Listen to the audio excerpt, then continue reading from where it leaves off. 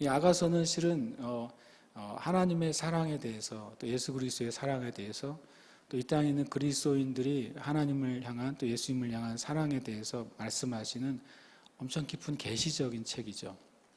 아가서는 굉장히 계시적이에요. 계시적이라고 하는 소리는 하늘에 속하고 보이지 않고 또 하나님에게 속한 진리를 인간이 이해할 수 있는 표현이나 언어로 표현한 것이죠. 그러니까 그것이 아가서에 나오는 단어들이 실제의 언어가 아니라 영적인 언어라고 이해하지 않으면 아가서를 통해서 하나님의 마음을 이해하는 게 아니라 우리 자신의 생각과 마음을 채우는 요소가 될 수 있는 것이 아가서입니다.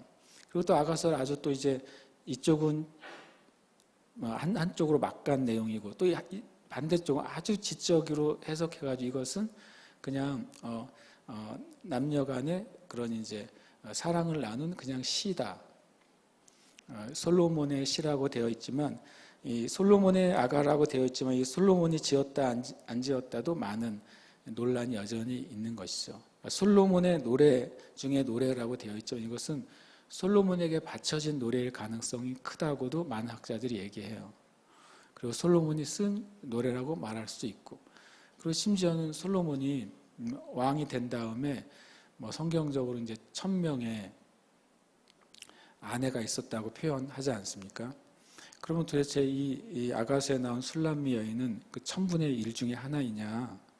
이런 얘기까지 나오는 것이죠. 아니면 또 그럼 도대체 이 솔로몬의 아내 중에 이 술람 여인 같은 여인이 있었느냐?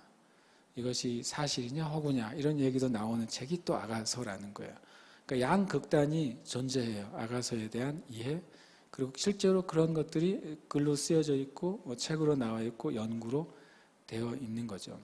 그래서 이제 사람들이 취할 수 있는 것은 적당한 설명을 하는 거죠. 이해할 만한 설명, 그리고 너무 한쪽으로 치우치지 않은 설명 안에서 아가서를 이해하는 거예요. 그래서 아가서는 어쨌든 신비로운 책이 맞습니다. 굉장히 신비롭고, 그리고 읽다 보면 그 안에 도대체 이 말이 왜 쓰여졌을까 하는 것도 있어요. 그 다음에 아가서는 아직도 통일되지 않은 게 뭐냐면 누가 한 말인지가 통일이 안 돼 있어요. 아가서는 이 술람 여인이라고 하는 술람의 여인 자체가 한 말이 있고요. 거기 여인이라고 나오지만 술람의 여인이 아닌 제3의 여인들이 하는 말이 있습니다. 그 다음에 여기에 술람 여인의 그 사랑하는 그 신랑이 하는 말이 있어요. 그 다음에 마치 합창하듯이 온 전체 회중이 하는 말이 있어요. 그래서 실제로 아가서가 쓰여진 다음에 아가서는 무엇으로 사용되었을까? 요즘식으로 하면 뮤지컬 같은 내용이 아가서라는 거예요. 마치 뮤지컬이 있으면 주인공이 있고 상대역이 있죠. 그러면 뒤에 코러스가 있단 말이죠. 그래서 스토리가 전개될 때 이렇게 코러스가 말을 하면 코러스에 대한 답으로 주인공이 이렇게 대답을 하고 그런 형식. 그래서 서로 인물들이 주고받는 내용이 바로 아가서예요.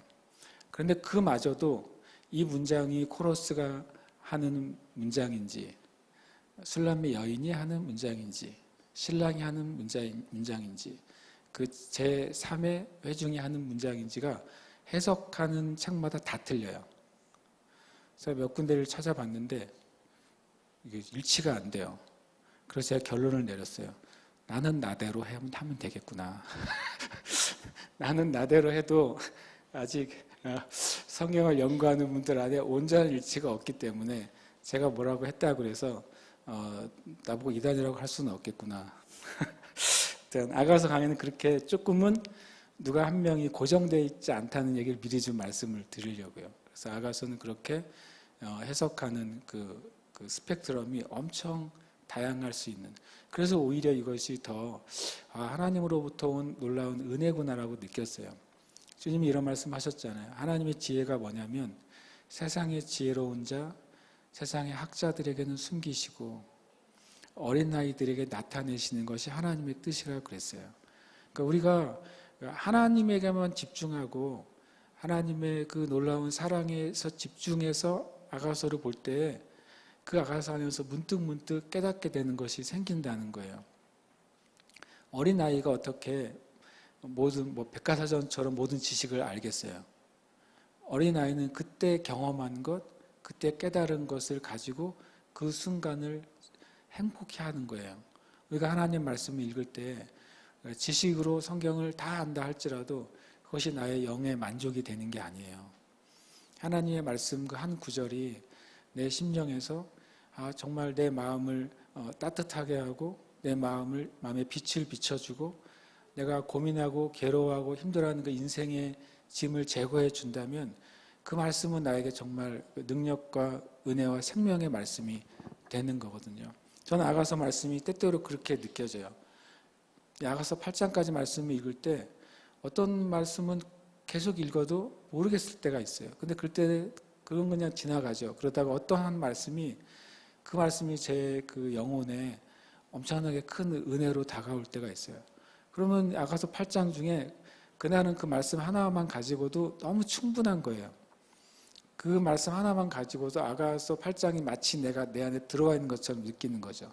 실상은 아가서 8장을 다 모르는데 그 말씀 하나가 나에게 정말 정말 노래 중에 노래가 되는 거죠. 아가서가 영어로 Song of Songs잖아요. 노래 중에 노래예요. 내가 이 아가서 말씀 가운데 한 구절이 나에게 생명이 되면 나는 내가 주님께 뭘 할 수 있는 거죠? 내 삶 가운데 최고의 노래를 주님께 불러드릴 수 있는 거죠. 최고의 기도와 찬양을 할 수 있는 책. 이것이 저는 아가서라고 제가 생각하게 됐어요. 제가 오늘 나눌 말씀은 아가서 전체 중에 딱 3구절이에요. 그것이 아가서의 결론이라고 할 수는 없지만 제 생각에는 되게 중요한 핵심이 되는 메시지라고 생각해서 그 말씀을 뽑았습니다. 그것이 아가서 14장이 아니라 8장이죠. 8장 6절에서 10절 말씀입니다. 함께 말씀 봉독하겠습니다. 그의 사랑하는 자를 의지하고 거친 들에서 올라오는 여자가 누구인가? 너로 말미암아 내 어머니가 고생한 곳, 너를 낳은 자가 애쓴 그곳, 사과나무 아래에서 내가 너를 깨웠노라. 너는 나를 도장같이 마음에 품고 도장같이 팔에 두라. 사랑은 죽음같이 강하고 질투는 스올같이 잔인하며 불길같이 일어나니 그 기세가 여호와의 불과 같으니라. 많은 물도 이 사랑을 끄지 못하겠고 홍수라도 삼키지 못하나니 사람이 그의 온 가산을 다 주고 사랑과 바꾸려 할지라도 오히려 멸시를 받으리라. 아멘.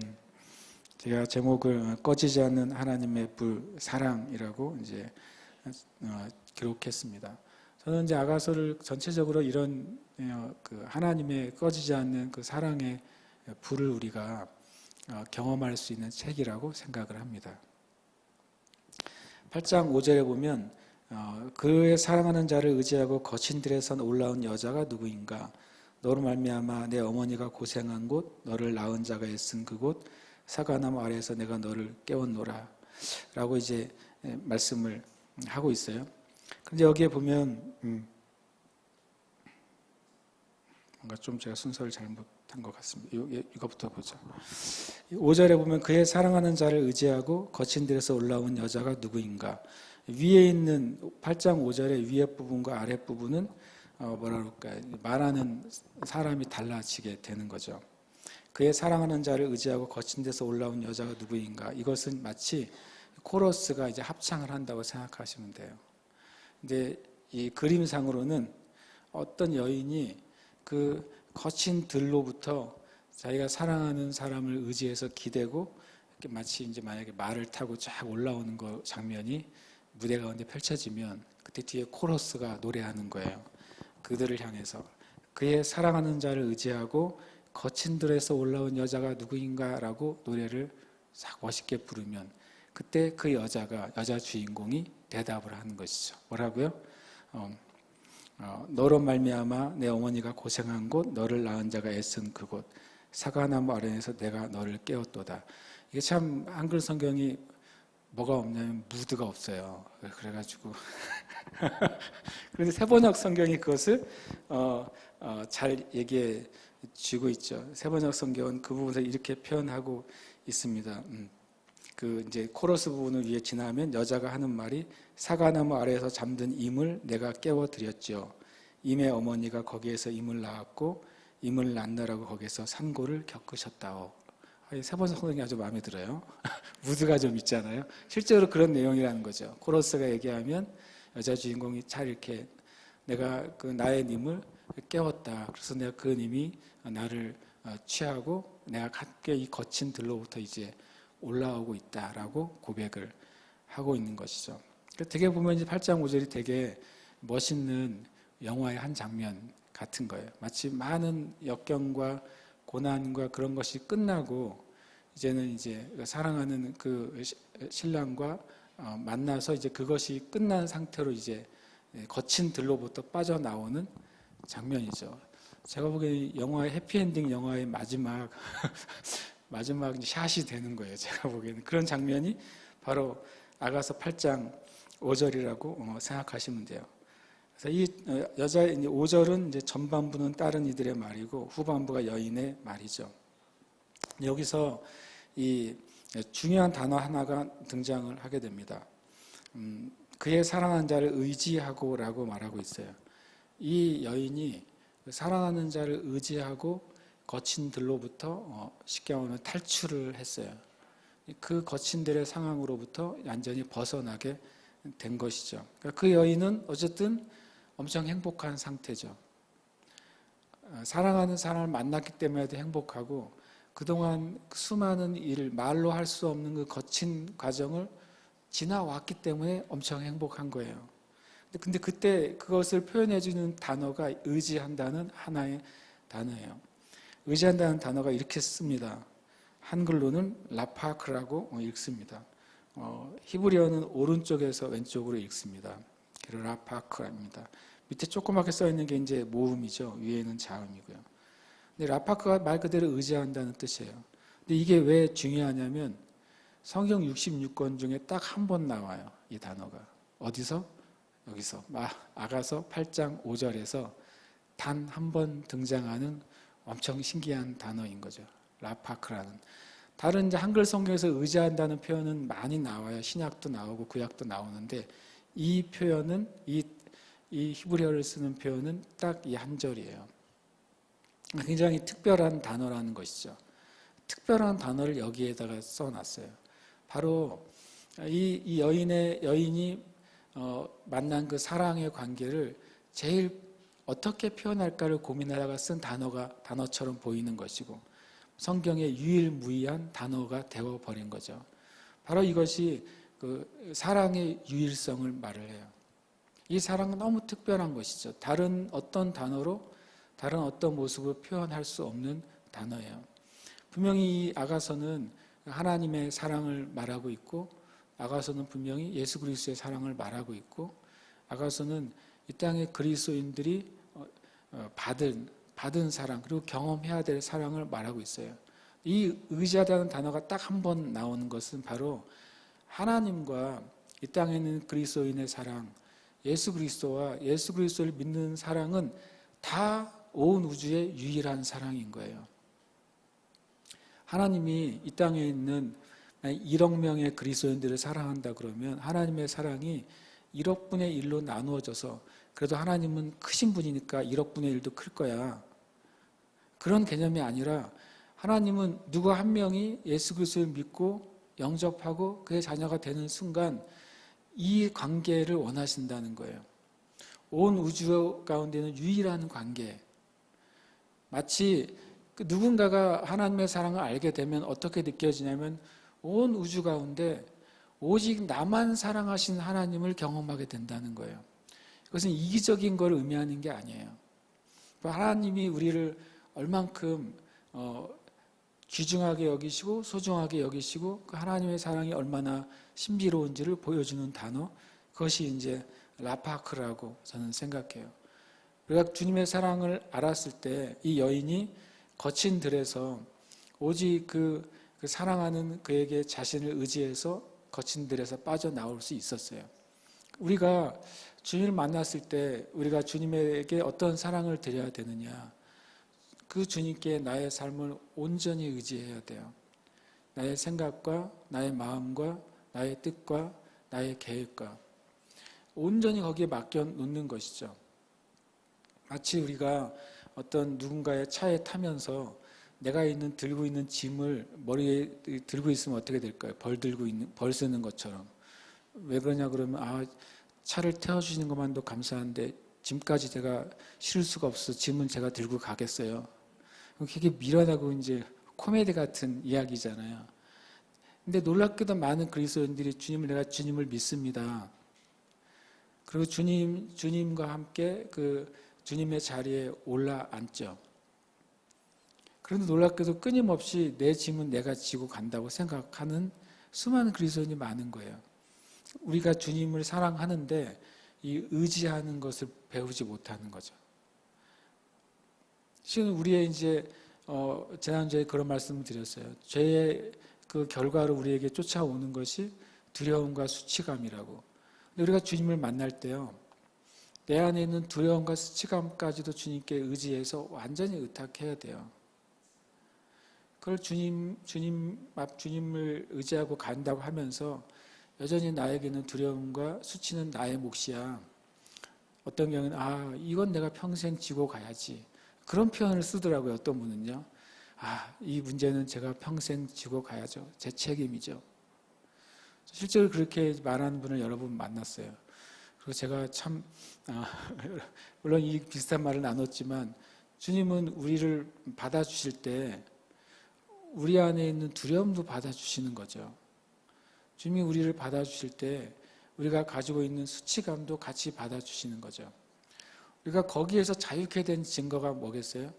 거기서 자유케 된 최고의 증거는 뭐냐면 다른 사람에게 나누는 거예요. 그 나눈다는 게 떠벌린다는 게 아니라 용서를 구하는 거죠. 그리고 나에게 이 아픔이 있었다는 사실을 겸손하게 나누는 거죠. 그럴 때 우리가 두려움과 수치로부터 벗어난 증거가 되는 거예요. 더 이상 나를 두렵게 했던 그것이 지금은 두렵지 않게 되는 것. 더 이상 나를 수치스럽게 했던 것들이 더 이상 수치스럽지 않게 되는 것. 그것이 예수님 안에서 우리가 얻을 수 있는 은혜죠. 어느 때 가능하겠습니까? 이 여인이 그런 것처럼 내가 그 사랑하는 그분에게 완전히 모든 것을 얹어 놓을 때 그때 그 일이 일어나는 것이죠. 이 거친 들에서 올라오는 여자는 과거의 것으로부터 완전히 벗어나게 되는 거예요. 과거와 완전히 다른 존재로서 사랑하는 자와 함께 있게 되는 것이죠. 그래서 너무 저는 이 말씀이 이 단어가 굉장히 크게 다가오고 참 많은 묵상을 하게 만들었어요.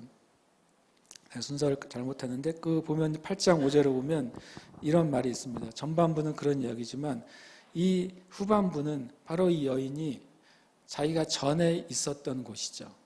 그러나 지금은 거기서 벗어난 곳이에요. 전에 어떤 곳이었느냐? 그곳은 고생한 곳이에요. 거기는 애쓴 곳이에요. 그리고 거기서는 잠들었던 곳이에요. 근데 이 여인이 이렇게 말합니다. 어머니가 고생한 곳. 이 성경, 특히 아가서는 그 사랑하는 남자에 대한 이해가 예수님이 될 수도 있고 어떤 면에서는 또 우리 자신이 될 수도 있는 그런 여러 가지 그 해석이나 묵상의 다양성이 존재합니다. 어머니가 너를 고생한 곳, 너를 낳은 자가 애쓴 그곳, 사과나무 아래에서 내가 너를 깨웠노라. 그러니까 고생하고 애쓰고 그리고 잠들어 있던 곳이 한마디라면 어디예요? 사과나무 아래죠. 사과나무 아래가 어디일까요? 이것을 어떻게 보면 이제 애정의 표현으로 이해하는 경우도 많이 있어요. 근데 저는 가만히 말씀 보다가 이 여인을 기준으로 본다면 그 여인이 이 거친 들로부터 나왔어요. 그러면 사과나무는 어디에 존재하는 것이죠? 거친 들에 존재하는 나무예요. 그리고 이 여인이 다시 사과나무로 돌아가기를 원하느냐? 원하지 않는 것이죠. 왜냐하면 그곳에는 어쨌든 고생과 애씀과 또 잠들미 있는 곳이에요. 거기서부터 빠져나왔어요. 우리가 하나님을 만날 때 과연 어디서부터 빠져나왔을까요? 그것이 바로 이 사과나무로 표현되는 지식의 나무의 아래로부터 빠져나온 것이죠. 선악을 알게 하는 지식의 나무. 온 인류가 우리가 선악과라고 말하고 있는 그런 성경적으로는 지식의 나무라고 되어 있습니다. 선악을 아는 지식의 나무, 그리고 생명나무.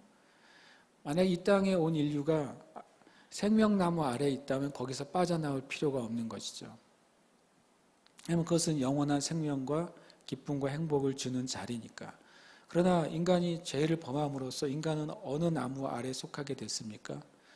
바로 선악을 알게 하는 지식의 나무의 아래에 속하게 된 것이죠.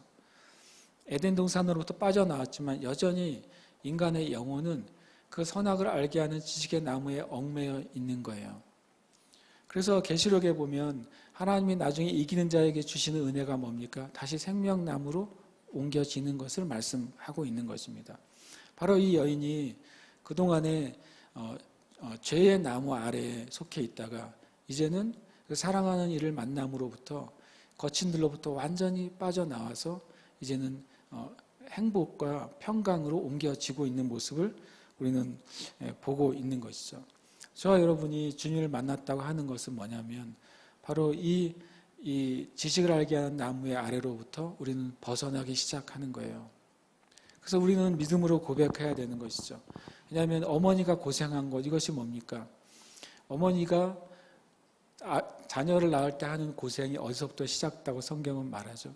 바로 죄의 열매 중에 하나였고 그것이 우리가 죄 가운데 있다는 증거가 인류 가운데 계속 나타나오는 그 사인이었던 거예요. 근데 거기서부터 벗어나게 되는 것이죠. 애쓰고 힘써야 우리의 삶이 가능하게 되는 삶, 그것이 하나님 밖의 삶이잖아요. 그러나 하나님 안으로 들어왔을 때는 애쓰고 힘씀이 우리의 삶의 자리가 아니라 하나님 안에서 안식함으로 살아가는 삶이 이제 우리의 삶의 자리가 되는 것입니다. 그리고 거기서부터 우리가 이제 돌아온 것이죠. 영적으로는 분명히 잠을 자고 있는 상태는 영적으로 좋은 것이 아니에요. 영적으로는 우리가 깨어 있는 것, 하나님에 대해서, 하나님의 진리에 대해서, 하나님 말씀하시는 것에서 우리의 눈과 귀와 마음이 깨어 있는 상태, 그것이 실은 하나님 나라 안에서 상태이죠. 근데 거기서부터 우리가 벗어났다는 사실을 우리는 이 말씀을 통해 붙잡아야 돼요. 나는 더 이상 거친 들 가운데 있지 않다. 최초의 살인자 가인이 하나님께 이 죄 벌이 나에게 너무나도 큽니다라고 살인자임에도 불구하고 하나님께 너무 두렵다고 말했어요. 그가 받은 형벌이 뭡니까? 바로 거친 들의 삶으로 내쫓겨지는 거였어요. 원어적인 의미로는요, 안식이 없는 삶이에요. 안식이 없는 삶, 끊임없이 떠도는 영의 삶. 하나님을 만나지 않은 영혼은 떠도는 것이죠. 안식이 없이 떠도는 거예요. 하나님 나라의 모습을 마태복음에서 13장에서 말씀하실 때 이런 말씀하셨어요. 그 하나님 나라는 마치 밭에 심겨진 작은 겨자씨 같다. 그러나 그것이 자라면 그 하나님 나라의 정원에서 다른 어떤 풀보다 크게 자라서 공중에 나는 새들이 쉬게 된다고 돼 있어요. 공중에 나는 새들은 무엇입니까? 쉴 곳을 찾지만 쉬지 못하는 영혼들을 의미해요. 이 땅에 교회 가운데 하나님의 나라가 임할 때 이 땅의 온 열방에 있는 그 쉬지 못하는 영혼들, 육신을 채워도 쉬지 못하며 또 욕망을 채워도 쉬지 못하며 많은 물건을 가질지라도 그 영혼의 만족이 없는 이 땅의 영혼들이 진짜 하나님의 나라가 임한 곳이 있을 때 그곳에서 영혼이 쉬게 될 거라고 말씀하고 있어요. 그것이 하나님 나라의 한 가지 비밀인 것이죠. 그러니까 이 아가서 8장 5절은 우리가 주님 안에서 어디로부터 벗어났으며 무엇을 얻게 되었는지를 보여주는 말씀이에요. 저 여러분이 이미 벗어나 있다는 것을 믿으시길 축복해요. 그래서 여러분이 그 과거를 다시 돌아보지 마시길 축복합니다. 마귀는 우리에게 과거의 일들을 여러분 앞에 계속 가져다 놓을 거예요. 내가 실패했던 것을 앞에 가져다 놓을 것이고 나의 과거의 죄를 다시 내 앞에 가져다 놓을 것입니다. 그래서 너가 과거에 이랬잖아 라고 우리에게 계속 고소하고 고발하고 참소하게 될 거예요. 그때 우리는 뭐라고 말해야 됩니까? 우리는 나는 주님을 의지하고 있어 라고 말해야 돼요. 내가 주님을 의지할 때 나는 거친 들로부터 빠져나온 것이고 내가 주님께 나의 모든 것을 맡겨드릴 때 나는 더 이상 고생과 수고와 영적인 잠에 드는 상태로부터 빠져나온 것이다. 우리가 믿음으로 그것을 선포하고 고백하고 주장해야 되는 것입니다. 저 여러분이 그렇게 하시기를 정말 축복합니다. 아멘. 그 다음에 6절에 이렇게 말씀하고 있어요. 너는 나를 도장같이 마음에 품고 도장같이 팔에 두라. 그것은 두 가지 표현이 가능하더라고요. 구약적으로 봤을 때 하나는 도장같이 새겨달라라고 하는 표현으로 되어 있어요. 예를 들어서 우리 세번역 성경은 도장 새기듯 임의 마음에 나를 새기세요. 도장 새기듯 임의 팔에 나를 새기세요. 낯간지도 잘 못 읽는 문장들이죠. 그런데 그렇게 돼 있어요. 세번역 성경이. 그런데 여기 이제 새긴다고 하는 표현이 될 수도 있고, 또 하나는 실제로 이제 인장 반지는 목에 걸거나 팔에 차고 다녔던 것이죠. 그렇게 나와 당신과 끊어질 수 없는 관계로 그렇게 결합시켜 달라고 하는 의미가 되는 것이죠. 둘 다 성경적이에요. 로마서 8장에 있는 것처럼 하나님과 우리 사이의 그 사랑을 누구도 끊을 수 없다라고 말씀하셨을 때 그것이 바로 도장과 인장이 주님과 우리 사이에 묶여 있는 것처럼 설명할 수도 있는 것이고, 그리고 또 구약적 표현으로는 이런 표현이 있습니다. 이사야 49장 16절에 보면 내가 너를 내 손바닥에 새겼고 너의 성벽이 항상 내 앞에 있나니. 이게 이사야 49장 14절 15절로 연결된 말씀의 결론인데요. 49장 14절에 이렇게 말합니다. 오직 시온이 이르기를 여호와께서 나를 버리시며 주께서 나를 잊으셨다라고 하나님의 백성들 주님께 탄식을 하는 거예요. 주님이 우리를 버리셨고 잊으셨습니다. 그러나 하나님 뭐라고 말씀하시냐면 여인이 어찌 그 젖 먹는 자식을 잊겠으며 자기 태에서 난 아들을 긍휼히 여기지 않겠느냐. 그들은 혹시 잊을지라도 나는 널 잊지 아니할 것이라. 내가 너를 내 손바닥에 새겼고 너의 성벽이 항상 내 앞에 있나니. 이건 약간 열외의 주제일 수도 있는데, 여러분 그리스도인들이 몸에 타투하는 걸 어떻게 생각하세요? 한국 그리스도인들은 몸에 타투하는 그리스도인을 보면 거의 사단의 자식처럼 보잖아요. 제 말이 맞죠? 그런데 참 신기하게도 한국 교회가 굉장히 은혜롭게 부르는 많은 찬양, 그것이 이제 외국 워십팀들이 부르는 찬양이잖아요. 오늘 부른 찬양 중에서도 많은 그 외국의 팀이 불렀던 찬양이 속해 있어요. 그러면 그 원곡을 부른 찬양팀을 옛날에는 몰랐지만 지금은 이제 유튜브로 볼 수 있게 되잖아요. 그러면 이제 사람들은 찬양만 듣지만 저는 굉장히 자세하게 보거든요. 무슨 악기를 쓰나 궁금하고. 그 다음에 인도자가 예배를 인도할 때 어떤 사인과 모션을 하는지 엄청 궁금해요, 저는. 그리고 서로 곡에서 곡으로 넘어갈 때 어떤 식으로 넘어가는지도 궁금하고, 또 어떤 은혜가 풀어지는지도 궁금해요. 저는 한 찬양 영상이 있으면 그거를 굉장히 여러 번 보거든요. 어떨 때는 찬양의 내용은 까먹고 내가 생각하는 것만 기억에 남을 때도 있어요. 그런데 정말 처음에 쇼킹한 건 뭐였냐면 내가 그렇게 은혜롭게 불렀던 찬양인데 그 찬양을 지은 인도자가 찬양을 하는데 팔뚝에 문신이 가득한 거예요. 그래서 엄청 저는 이제 한 10년 전에 충격을 받았어요. 세상에 저 사단의 자식이 지은 찬양이란 말인가 이러면서 여러분 그런 생각 안 해보셨어요? 왜냐하면 한국의 신앙의 정서상 타투를 한다고 하는 것은 마치 우상 숭배의 모습 또는 그 신앙이 떨어져 있는 상태 또는 세상의 것을 취하는 상태로 느껴지기 때문에 저도 뭐 타투를 찬성하거나 뭐 격려하거나 하세요하는 사람은 분명히 아닙니다. 그런데 성경에는 이런 표현이 있다는 거예요. 만약에 여러분 외국 크리스찬이 있는데 몸에 타투를 하고 있어요. 그럼 그 사람이 타투를 했을 때 내용을 보면 대부분 여호와의 이름을 타투하거나 자기의 신앙 고백을 타투하거나 또는 성경 구절을 타투하거나 성경의 그 이미지를 타투하는 것이 실제로 이제 외국 이제 크리스찬들이 몸에 타투하는 거예요. 그러면 그들에게 아니 왜 저기 성경에 몸에 그렇게 문신하지 말라고 그랬는데 왜 하세요? 라고 나중에 물어보세요. 저는 한번 물어봤어요. 그렇게 한 자매가 있어가지고. 그랬더니 자매는 재밌는 대답을 했어요. 자기의 오른손에 이제 손에 타투가 돼 있어요. 거기에 말씀을 새겼어요. 이 자매가. 신기하게도. 왜 새겼냐 그랬더니 자기가 타투를 하고 있으면 누가 물어본대요. 그 타투의 내용이 뭐야? 그러면 그걸 얘기하면서 전도를 한대요. 재밌는 자매죠.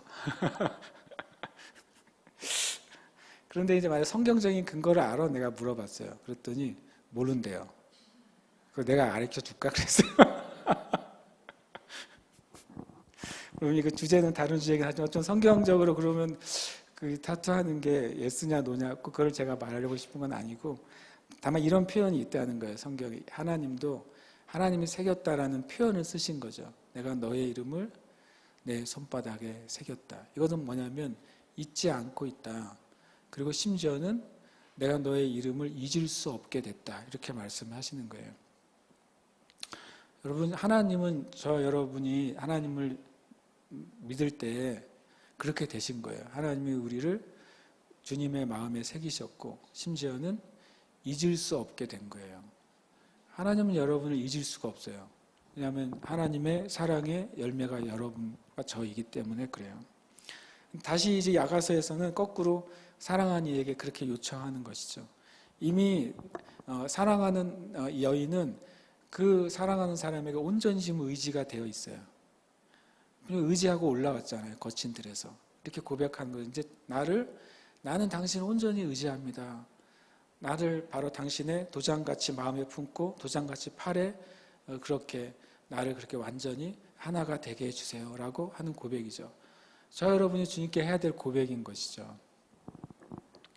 내가 주님을 사랑합니다라고 고백해야 되고 내가 주님께 속해 있습니다. 저는 완전히 주님께 속해 있습니다라고 우리가 그 사랑과 믿음의 고백을 해야 돼요. 그 고백은 하면 할수록 더 깊이 새겨지는 것이죠. 만약에 나무에 하루에 한 번씩 꼭 옛날에는 한국 사람이 그랬는데 요즘 중국 분들이 가셔서 어디 뭐 중요한 어떤 관광지 이름을 새기시던데 만약에 나무 한쪽에 어떤 펜으로 하루에 한 번씩 계속 같은 장소에 같은 글을 계속 새긴다고 생각해 보세요.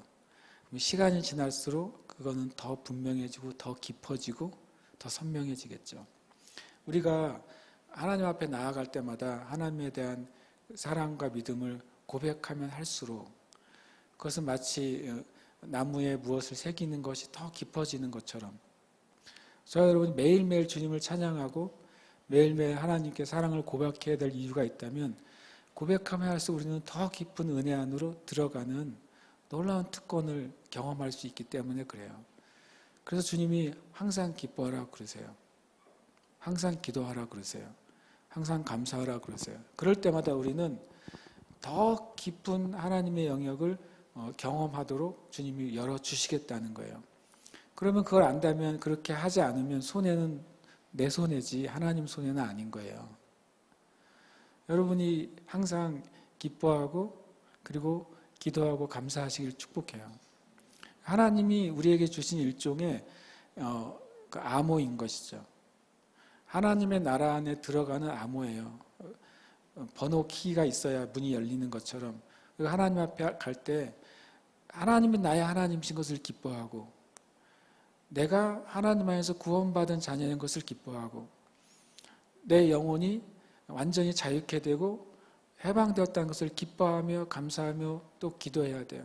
모든 순간 주님을 구하고 주님의 지혜를 구하고 주님의 도우심을 구하고 주님의 인도하심을 구하는 기도를 해야 돼요. 그럴수록 주님은 그것이 내가 너에게 나의 모든 것을 주는 문을 열어주겠다고 말씀하시는데 그렇게 안 하는 건 뭐 우리 책임이죠. 그렇게 하지 않으면서 왜 주님 나를 도와주지 않으세요?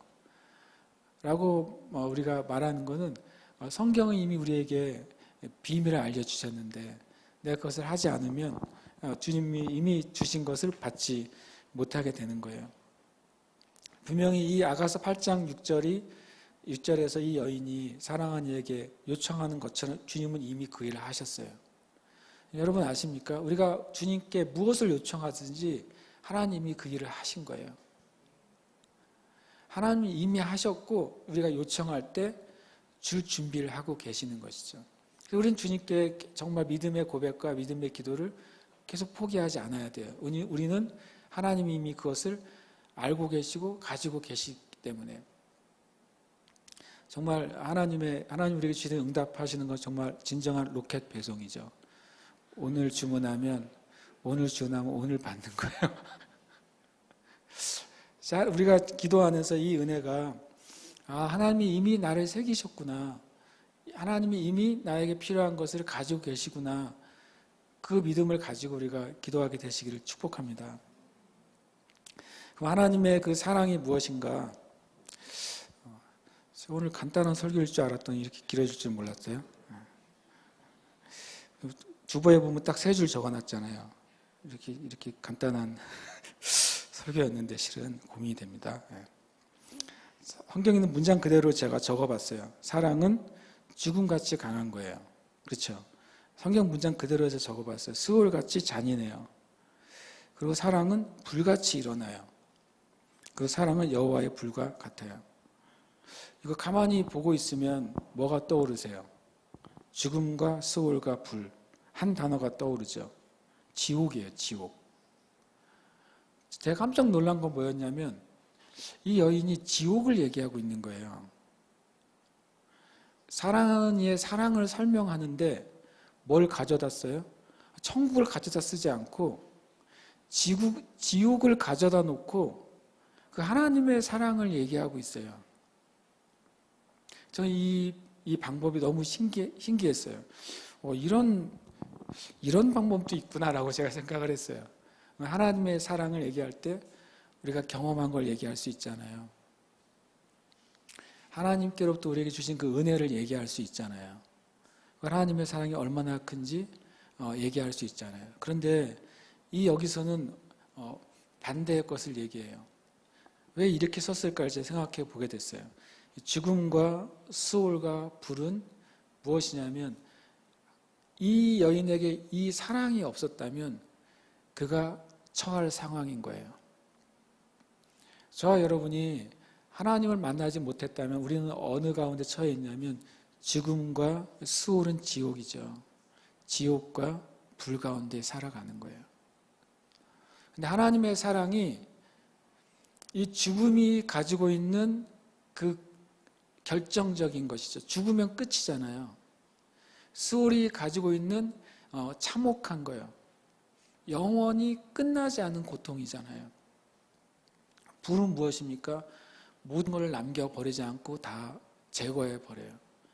저와 여러분이 하나님을 알지 못했다면, 저와 여러분이 하나님의 사랑 안에서 구원받지 못했다면 우리는 이 땅에서뿐만 아니라 영원까지 죽음과 수올과 불 가운데 있는 거예요.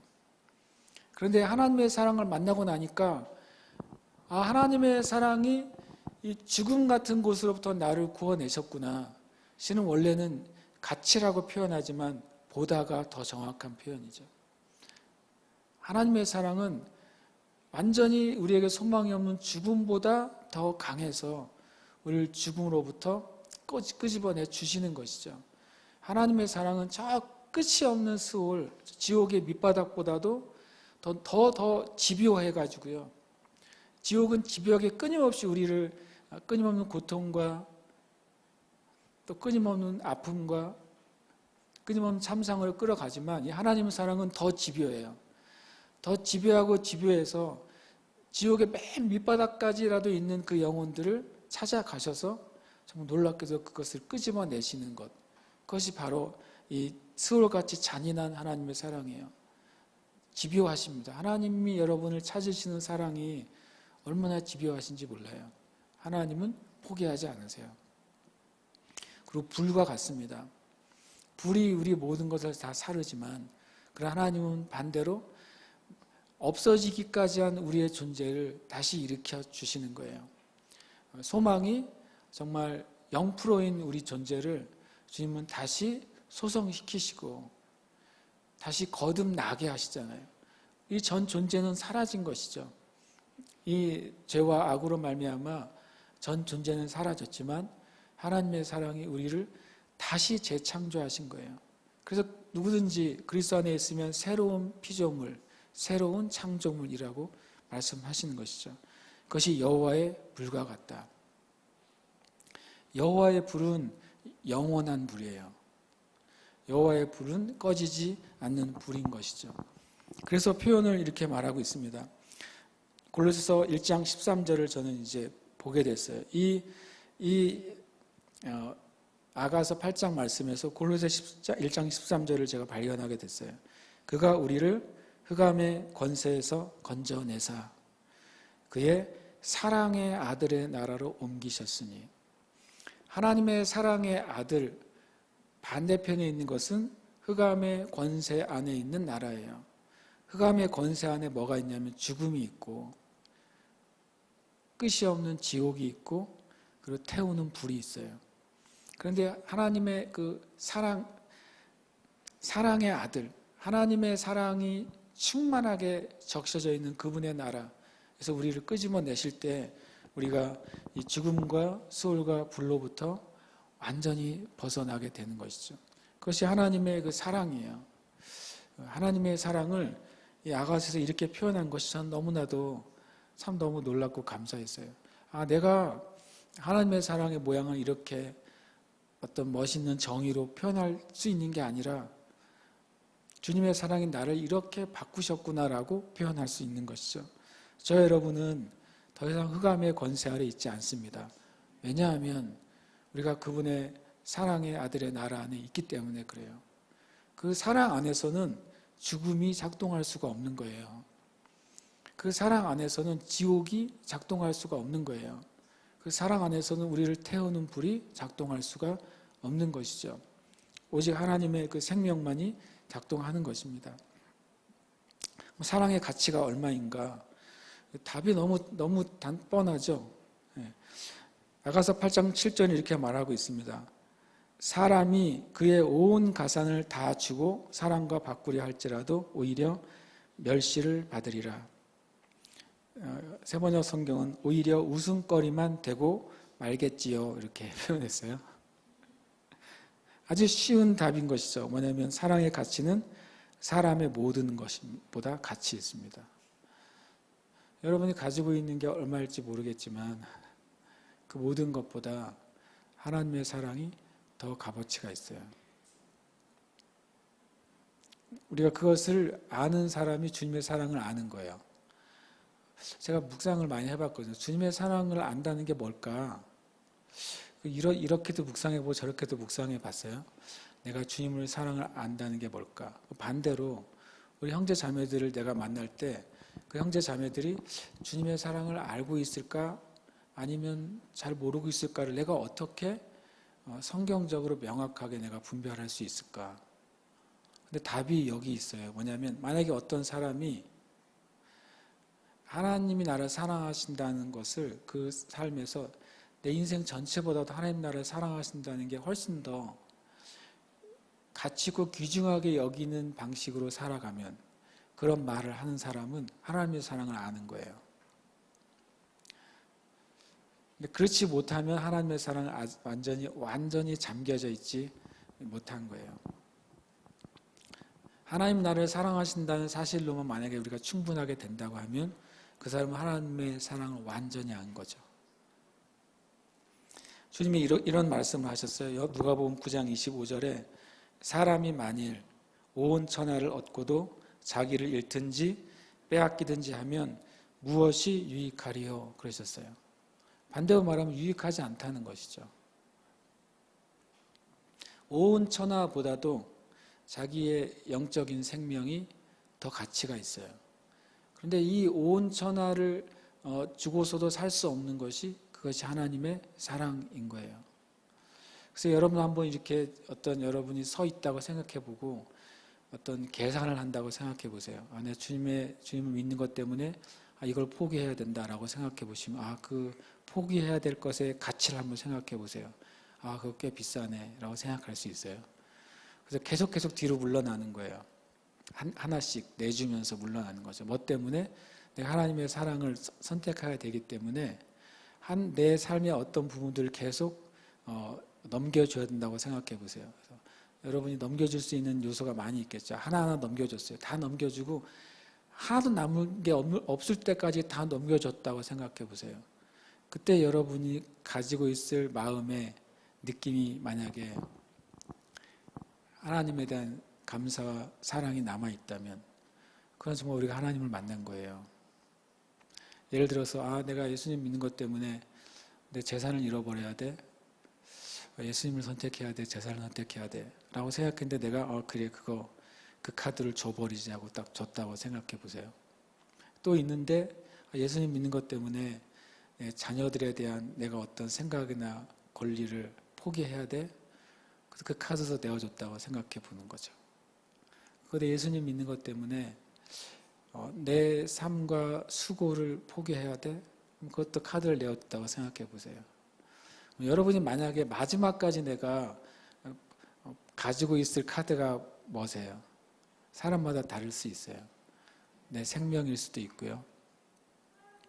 그리고 내가 가치 있게 여기는 어떤 삶일 수도 있어요. 근데 만약에 그것마저 내가 하나님 때문에 내어줘야 된다면 여러분에게 뭐가 남아 있으시겠어요? 그렇게 다 내어줬을 때라도 내 마음에 나는 하나님이 나를 사랑하시기 때문에 나는 괜찮아 라고 느끼신다면 여러분 정말 온 천하보다도 가치 있는 그 사랑을 가지고 있는 거예요.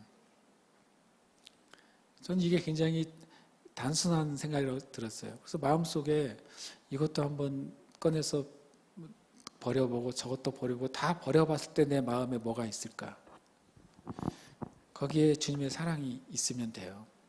왜냐하면 그 주님의 사랑은 그 모든 것을 다시 돌려놓으시고 그 모든 것보다 더 큰 것을 우리에게 가져다 주시는 그 놀라운 은혜이기 때문에 그렇습니다. 8장 7절에 보면 많은 물도 이 사랑을 끄지 못하겠고 홍수라도 삼키지 못하나니 사람이 그의 온 가산을 다 주고 사랑과 바꾸려 할지라도 오히려 멸시를 받으리라. 하나님의 꺼지지 않는 불은 사랑이에요. 그렇게 보면 모세가 그 떨기나무 안에서 만난 그 불은 사랑의 불이었던 것이죠. 모세는 자기의 백성을 사랑했어요. 근데 사랑하는 방법이 그 자기의 백성을 학대하는 사람을 죽이고 그를 건져내는 것이 사랑의 방법이라고 생각했어요. 근데 하나님은 그때 모세를 부르시지 않는 거예요.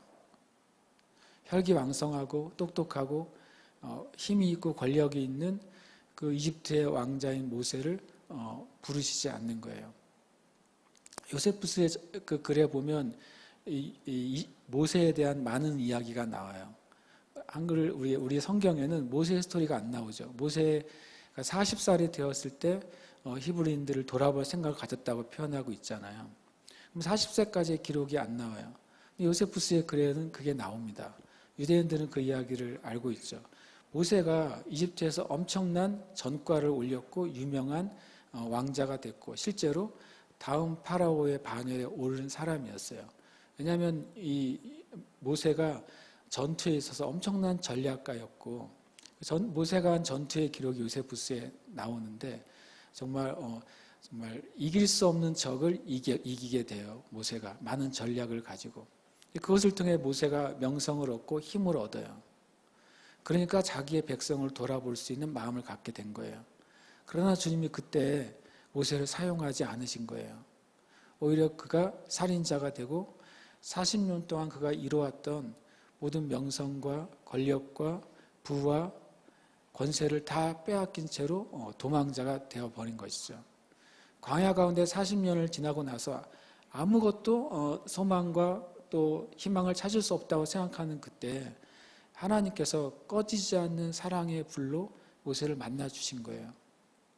내가 먼저 하나님은 나는 꺼지지 않는 불의 사랑으로 너를 잊지 않고 있다고 말씀하시고 나는 꺼지지 않는 사랑의 불로 고난받는 나의 백성을 잊어버리지 않았다고 자신을 계시하신 것이죠. 주님은 정말 꺼지지 않는 그 사랑의 불이십니다. 그것을 성경은 이렇게 표현하고 있습니다. 이 꺼지지 않는 불은 이 아가서에 보면 사랑은 고생과 수고의 열매예요. 인간은 죄 때문에 고생과 수고 가운데 들어갔죠. 그 거친 들에서 고생하고 수고하면서 살게 됐어요. 그러나 하나님의 사랑은 스스로 이 거친 들에 성육신하셔서 저와 여러분이 받을 고생과 수고를 당하셨죠. 당하시지 않아야 될 그분이 그거를 당하시고 스스로를 완전히 드리셔서 자신을 열매로 하나님께 드리셨어요. 그래서 하나님의 사랑이 맺혀진 거예요. 하나님의 사랑은 그렇게 자신을 완전히 우리에게 주셨어요.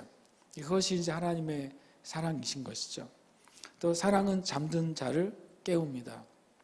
모든 사람이 죄의 잠을 자고 있다고 성경은 말씀하고 있어요. 모든 사람이 죄의 잠을 자고 있고 죽음의 잠을 자고 있는 것이죠. 오직 하나님의 사랑만이 우리 죽음 가운데 죄 가운데 잠든 사람을 깨우시는 힘이에요. 사랑만이 깨우는 것이죠. 이것이 우리를 죽음에서 저주에서 영원한 심판에서 우리를 다시 깨워서 우리에게 생명을 주시는 것입니다. 또 사랑은 많은 물이 끄지 못합니다. 우리 오늘 세번역 성경에 이렇게 되어 있습니다. 많은 물을 바닷물이라고 되어 있고 그리고 홍수를 강물이라고 번역을 해놨어요. 근데 실제로 홍수는 히브리어로 강물이라는 단어를 사용하고 있습니다. 그러면 이런 질문을 갖게 됐죠. 사랑은 뭐 한 번 말하면 되는데 왜 성경은 두 번 말하고 있을까? 사랑은 많은 물이 끄지 못한다. 사랑은 홍수가 삼키지 못한다. 끄는 것과 삼키는 것은 다르잖아요. 이 하나님의 사랑은 이 많은 물들은 무엇이냐면 우리의 삶 가운데 일어나는 일들이에요. 우리의 삶 가운데 우리에게 있는 그 하나님의 일들을 멈추게 하려고 하는 것이죠. 때때로 시시로 계속해서 우리에게 몰려와서 우리가 하나님의 믿는 믿음과 사랑을 잃어버리게 만드는 시험과 환란이 바로 많은 물인 것입니다. 그러나 이 많은 물이 사랑 안에 있으면 꺼지지 않을 것이라고 말씀하고 있어요. 이 홍수는 말하면 영원한 심판이에요.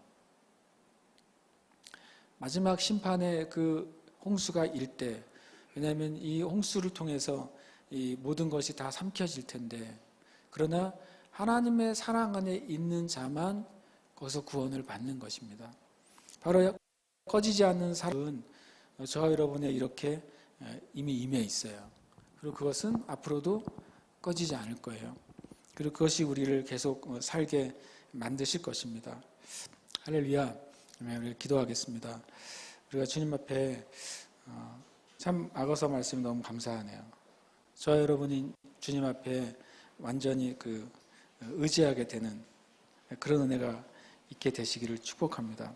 이 시간 함께 기도할 때 하나님, 내가 주님을 온전히 의지합니다. 내 삶에 대해서, 내 자신에 대해서, 내 삶을 둘러싸고 있는 모든 환경에 대해서, 그리고 내가 지나온 삶에 대해서, 앞으로 살아갈 인생에 대해서, 내가 좋아하는 것이나 싫어하는 것이나 기뻐하는 것이나 두려워하는 것이나 그 모든 것에 대해서 나는 주님을 의지하겠습니다. 여러분이 주님 앞에 할 수 있는 표현을 하셨으면 좋겠어요. 예배팀이 찬양할 때 여러분이 내가 주님을 의지한다고 하는 여러분이 할 수 있는 그 표현을, 그리고 실제로는 제일 먼저 해야 될 표현은 여러분의 마음에 부담과 어려움과 두려움을 주는 그것을, 여러분의 마음에 불신앙을 가져다 주려고 하는 그 도전들을 주님께 올려드려서, 주님, 내가 난 이 부분에 있어서 나를 사랑하시고 내가 사랑하는 주님께 온전히 의지해서 올려놓겠습니다. 이것 때문에 더 이상 수고하는 그 수고를 하지 아니하고 오히려 나는 주님의 짐을 지고 수고하기로 내가 결정하고 선택합니다. 우리가 이렇게 주님 앞에 고백하며 함께 기도하겠습니다. 할렐루야. 주님 감사합니다. 하나님, 오늘 이 시간 우리가 주님 앞에 나오는 은혜를 베풀어 주셔서 너무나도 감사드립니다. 이 시간 주님을 만나게 하시니 감사합니다. 하나님 아버지의 그 한량없는 사랑, 예수 그리스도를 통해서 우리에게 나타나신 그 놀라운 사랑, 그 사랑의 은혜를 인하여 감사합니다. 꺼지지 않은 하나님의 사랑의 불로 말미암아 감사합니다. 나를 죽음과 스올과 모든 불과 모든 어둠으로부터 더 강력한 사랑의 힘으로 나를 끄집어내 주시고 나를 새롭게 하시고 자유롭게 하신 주님의 은혜를 인하여 감사합니다. 더 이상 우리의 삶 가운데는 죽음이 활동하지 못함을 인하여 감사합니다. 더 이상 우리의 삶 가운데는 스올이 우리를 끄집어 당길 수 없는 것을 인하여 감사합니다. 더 이상 우리의 삶 가운데는 하나님 심판의 불이 작용하지 않을 것을 인하여 감사합니다. 하나님 우리 가운데 믿음을 더하시며 주 앞에 내 마음을 내 삶을 나의 모든 요소를 온전히 올려놓으며 의지할 수 있도록 역사하여 주시옵소서. 주님과 우리를 다스리는 여간으로 들어갈 수 있도록 주님 역사하시고 주님 은혜 내려 주시옵소서. 주님 은혜 베풀어 주시옵소서. 온전히 주 앞에 나갈 은혜가 있도록 주님 역사해 주시옵소서. 할렐루야. 라바라바라바 세레라바라바라바 오라바라바 세레라바라바라바라바 오라바라바라바라바라바라바 할렐루야. 라카바라바라 세레라바라바라바라바 주님 곁으로 온전히 의지합니다. 주님 온전히 의지합니다. 내 마음의 생각을 주님께 맡겨드리고 하나님 내 인생의 짐을 주님께 맡겨드리고 그동안 지나왔던 실패와 죄까지도 주님께 맡겨드리고 아픔과 고통을 주님께 맡겨드립니다. 우리 안에 있는 모자라는 모든 감정들을 주님께 맡겨드립니다. 내가 가지고 있는 지식과 의지를 주님께 맡겨드립니다. 나의 감정을 주님께 올려드립니다. 주님 지금 이 시간 우리 가운데서 하나님의 은혜 행하시옵소서. 지금 이 시간 회복하신 은혜를 부어주시옵소서. 지금 이 시간 하나님의 나라의 사랑하들의 나라로 옮겨주시옵소서. 지금 이 시간 우리를 이끄시옵소서. 거룩한 영역으로 주님 우리를 이끌어 주시옵소서. 지금 이 시간 흑암의 권세에 있는 영역으로부터 완전히 사랑의 아들의 나라로 옮기시며 회복하신 은혜를 베풀어 주시옵소서. 주 예수 그리스도의 이름으로 흑암에 속한 모든 일들은 사랑하는 교회 영가자분들 안에서 떠나갈지어다. 너는 더 이상 그 자들의 가운데 어둠을 가져다 두지 못할 것이며 어둠의 권세가 모든 그 자들의 삶 가운데 관여치 못할 것을 선포합니다. 할렐루야. 주님 가운데 믿음을 더하시며 전심으로 저기 나간 은혜를 베풀어 주시옵소서. 참된 진실한 분으로 저기 나간 은혜를 베풀어 주시옵소서. 할렐루야. 주님 은혜를 베풀어 주시옵소서. 할렐루야. 아카바라바라바라바 할렐루야.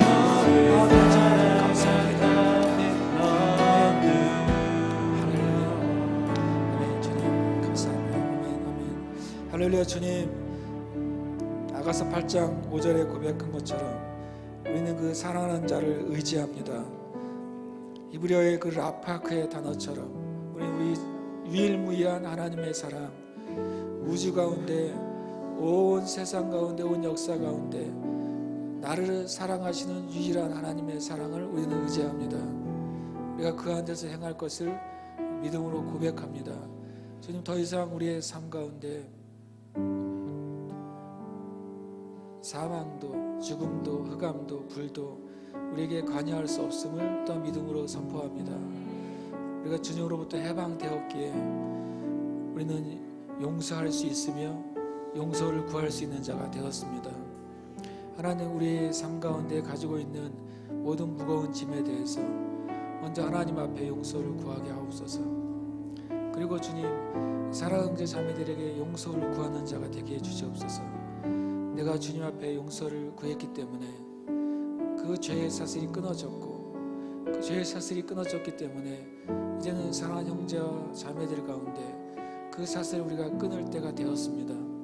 예수 그리스도의 이름으로 지금 하나님과의 관계가 열린 것처럼 모든 형제 자매들과의 관계도 용서를 구하며 용서받으며 그 사슬이 끊어지게 될 것을 예수님의 이름으로 축복합니다.